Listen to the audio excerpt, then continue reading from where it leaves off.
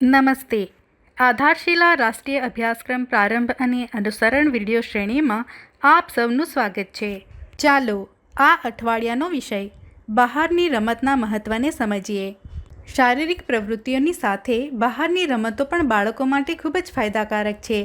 આનાથી તેમને મિત્રો સાથે હળવા મળવાની તક મળે છે. રમતગમતમાં ભાગ લેવાથી તેમનો આત્મવિશ્વાસ વધે છે. કબડ્ડી, ખોખો, સંતાકૂકડી અને પકડદાવ જેવી રમતો વર્ષોથી રમાતી આવે છે. આ રમતો રમવા માટે પૈસા ખર્ચવાની જરૂર નથી અને તેને રમવામાં પણ ઘણી મજા આવે છે. ચાલો સમજીએ કે આ અઠવાડિયે આપણે બાળકો સાથે કઈ પ્રવૃત્તિઓ કરવાના છીએ. ચાલો જાણીએ સોમવાર અને મંગળવારની પ્રવૃત્તિઓ વિશે. બ્લોક 1. સ્વાગત અને રમત. દરેક બાળકને હાથ મિલાવી સ્વાગત કરો. ત્યારબાદ સ્વચ્છતા તપાસ કરો. હવે હાજરી.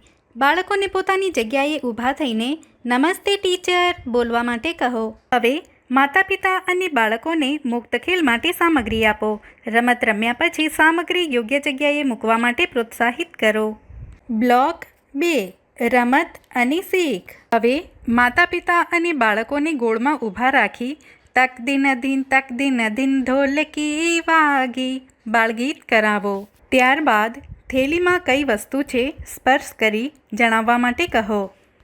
હવે આંગણવાડીમાં કેટલા નવા મિત્રો બન્યા તે બોલવા માટે કહો. આપવામાં આવેલ કાગળમાં તમારી હથેળીનો આકાર બનાવી અંગૂઠા પાસે ચાંચ દોરી ચકલી બનાવો. બ્લોક 3. પ્રતિબિંબ અને વિદાય. ત્યારબાદ માતા પિતા સાથે બાળકોને બહાર લઈ જાઓ અને ટામેટો રે ટામેટો રમત રમાડો. હવે બધા બાળકોને ગોળમાં બેસાડો. આજે આપણે શું કર્યું? તમને શું ગમ્યું? પૂછો.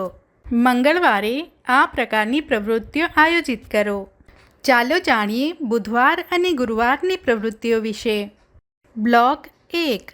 સ્વાગત અને રમત. બાળકોની મુઠ્ઠી સાથે મુઠ્ઠી મારી તેમનું સ્વાગત કરો. ત્યારબાદ સ્વચ્છતા તપાસ કરો. હાજરી.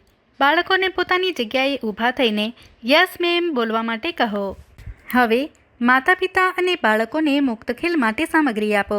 રમત રમ્યા પછી સામગ્રી યોગ્ય જગ્યાએ મૂકવા માટે પ્રોત્સાહિત કરો. બ્લોક 2. રમત અને શીખ. હવે બાળકોને ગોળમાં બેસાડો અને તેમને કીડી અને કબૂતરની વાર્તા કહો.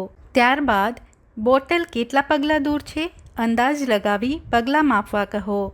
તમારા નવા મિત્રો સાથે કઈ કઈ રમતો રમો છો વાતચીત કરો. હવે બાળકોને જલેબીનું ચિત્ર દોરતા શીખવો. બ્લોક 3. પ્રતિબિંબ અને વિદાય. ત્યારબાદ બાળકોને બહાર લઈ જાઓ અને રેલ ગાડી છુક છુક છુક રમત રમાડો. હવે બાળકોને ગોળમાં બેસાડો. આજે આપણે શું કર્યું? તમને શું ગમ્યું? પૂછો. ગુરુવારે આ પ્રકારની પ્રવૃત્તિઓ આયોજિત કરો. ચાલો જાણીએ શુક્રવાર અને શનિવારની પ્રવૃત્તિઓ વિશે.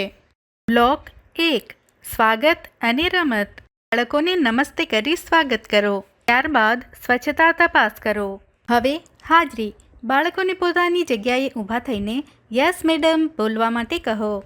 હવે માતા પિતા અને બાળકોને મુક્ત ખેલ માટે સામગ્રી આપો. રમત રમ્યા પછી સામગ્રી યોગ્ય જગ્યાએ મૂકવા માટે પ્રોત્સાહિત કરો. બ્લોક 2. રમત અને શીખ.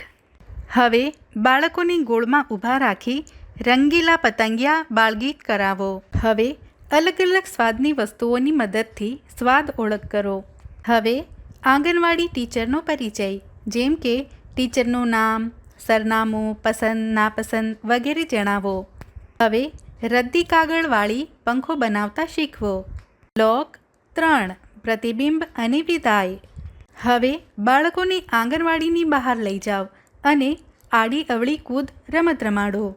હવે બાળકોને ગોળમાં બેસાડો. આજે આપણે શું કર્યું? તમને શું ગમ્યું? પૂછો અને આજે કોણે શું સરસ કર્યું બોલવા માટે કહો.